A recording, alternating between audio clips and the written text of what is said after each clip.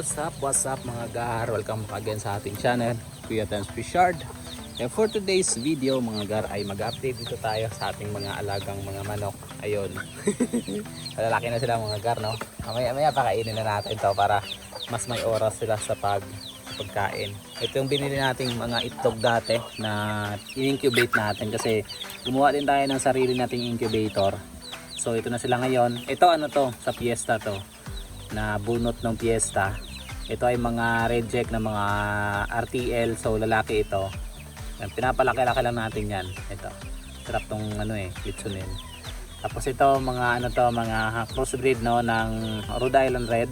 Tapos yung klase ng manok na may mga balahibo yung paa. Yun, crossbreed yan sila kaya hindi na to puro ng mga Rhode Island Red. So mix na yan sila. So 8 yan sila na Rhode Island Red. Tapos yung isa na nabunot doon sa Fiesta. Tapos ito binili ko to sa kasamahan ko no na isang hulo. Ayan no. So bibilhan ko yan siya ng ng isang male na partner niya. Tapos doon ko yan ilalagay doon sa dulo. Yung parang may partition doon. Doon ko yan sila ilalagay. Pag sakaling ng itlog kasi wala pa to, hindi pa to mangingitlog. Kulang pa kasi ito sa buwan. Pero malaki na siya. Ayan ang tangkad.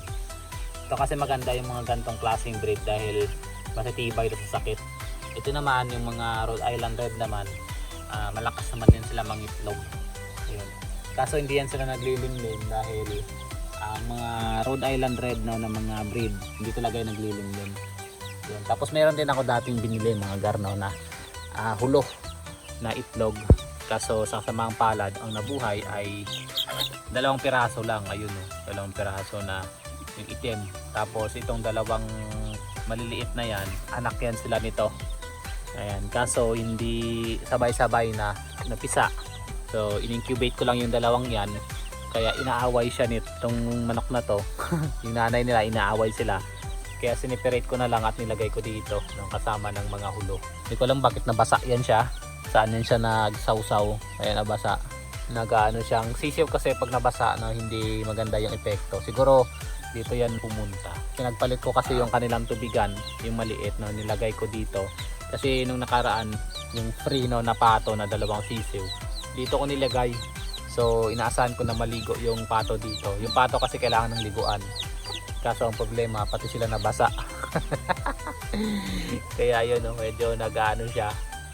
Ganyan kasi ang manok pagka nabasa, medyo lalo na pag sisiw.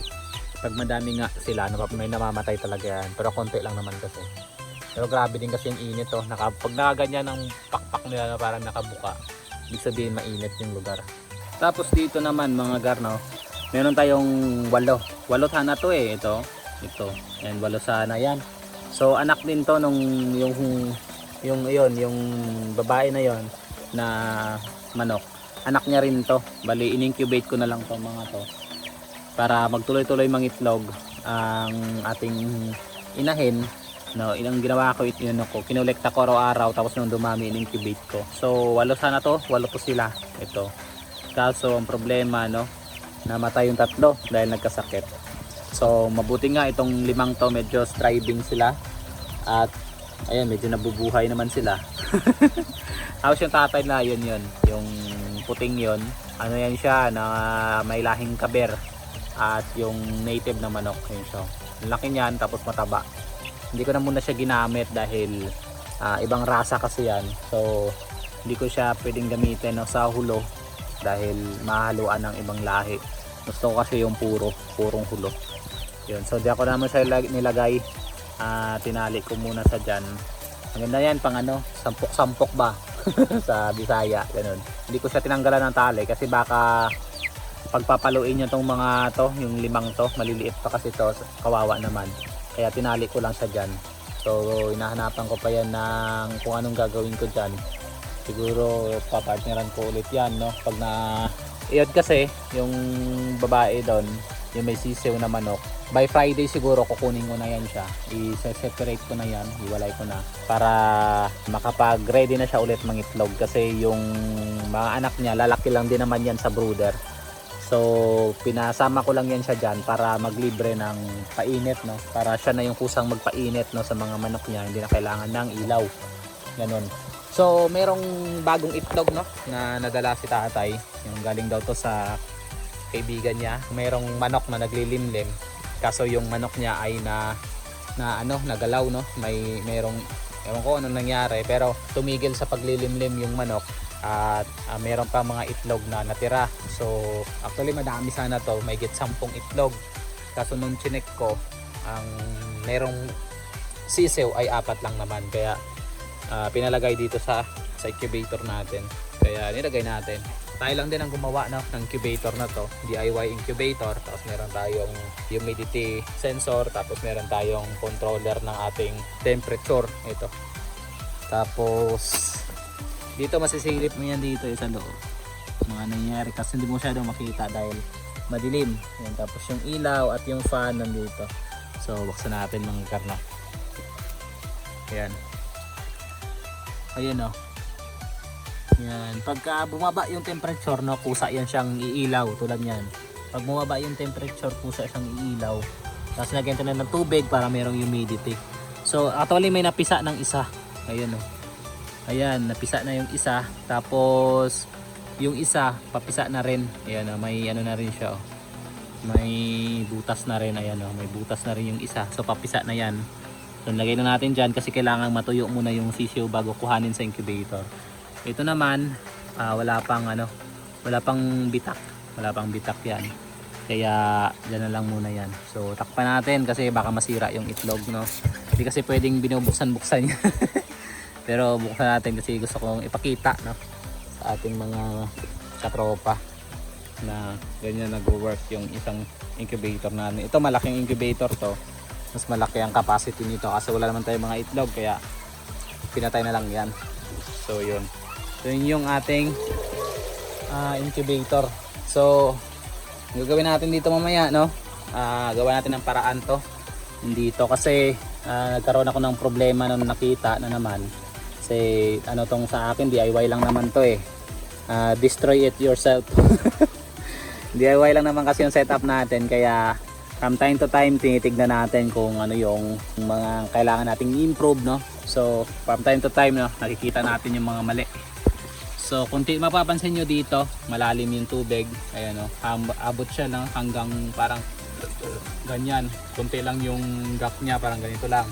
Pagdating dito no, medyo lumaki no, lumaki. Ayun. Tapos pagdating naman dito mga gar, mas lalong lumaki. Ayan.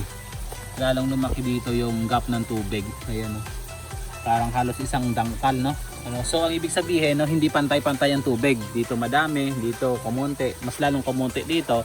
Tapos yung ito, saka yung doon sa motor, halos same yan sila ng size ng tubig. So ang nakikita ko kasi dito no, medyo mabagal yung labas ng tubig. From dito, medyo mabagal ang pasok ng tubig papunta dito hanggang dito. Siguro nahaharangan ng mga filter media no, kasi ito pagka nilublob mo yung kamay mo diyan, tinitignan mo diyan yung tubo no, yung tubo, yung itong tubo na yan. Yan diyan. Pag kinapa mo no, yung end ng tubo na yan dito sa loob, may mga humaharang na itong mga filter media na to, humaharang siya doon siguro dahil sa higop ng tubig no. Nahihigop itong mga to, nakaharang sila sa butas. Although nilagyan ko naman yan ng screen, nakaharang pa rin siya kaya medyo yan siguro ang dahilan kung bakit bumabagal no yung tubig ng papasok doon sa motor. Pero hindi naman siya natutuyuan. Ganyan lang yung kanyang style. Nauubusan lang siya ng tubig. So gagawin ko to ng paraan no na matakpan. Tatakpan ko ng net no, ng chicken wire siguro. Gagawin ko ng paraan para bumilis no yung agos ng tubig. Same din dito, gagawin ko rin ng paraan. So yun yung nakita nating parang mali no, or kailangan i-improve no, ganon. Kailangan i-improve dito sa ating mga tangke. So ito yung isang tangke natin mga garno, yung bakawan natin. Nakapatong lang yung mga bakaw natin, ganito, nakapatong lang yan sila. So tutubo lang din naman yan dahil may buhangin yung ilalim, tapos may mga shell no ng talaba. So hindi ko totally sure no kung ano talaga ang purpose ng shell, pero nakita ko kasi sa ibang mga system no na yan ang ginagawa nilang source of calcium ng system dahil kailangan din kasi ng alimango natin ng calcium para mag-molt sila. Ganun. So yun ang ginamit nating parang source, yung shell ng talaba. Kasi pag nadidissolve yan, nagiging ang calcium niya, no, nahahalo dito sa ating system. Pero gagawin ko pa rin, no, pag nagkaroon ako ng time, manguha ko ng tuway, yun ang ipapakain ko dito sa mga. Ang problema lang kasi nito, hindi ko natandaan kung sino yung mataba, sino yung payat dito sa ating mga system na to, dito sa mga reject natin. Hindi ko na natandaan kung sino yung payat, sino yung mataba. Kasi kung natandaan ko sana, no, ang mga matataba ang ipapakain ko ay yung tuway, no, tuway or ulukan ang tawag ng iba, para mas mabilis siyang mag-molt kasi rich kasi yun sa calcium. Yung pinapakain kasi nating tilapia, protein kasi yon. So mas maganda yung calcium para mas mabilis mag shed ng shell, no, yung mga alaga natin. Pero asa lang tayo dito, no, sa ating mga talaba na yan. So gawa natin yan ng paraan mga gar, no, kasi medyo pahapon na. Yun ang trabahuin natin ngayon. Bukas lang tayo kasi mag-ano ako dito sana mga gar, no, magtatambak ako dito ng lupa. Kaso parang sumakit yung ulo ko ng umaga. Kaya hindi muna ako nagtrabaho ng mabigat kasi to. So bukas ko na lang to gagawin.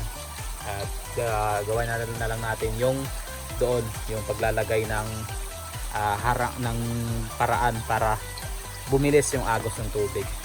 So yun ang gagawin natin mga gar. So hanggang dito na lang yung video natin mga gar, no? Magtatrabaho muna tayo para may matapos naman tayo sa araw na to, kasi parang puro tulog tayo ngayon eh. Nagigib lang ako kayo ng tubig, tapos naghalo ng tubig, tapos naglinis ako ng pagkain ng mga to, tapos natulog na ako kasi sakit ng ulo ko. Ayun.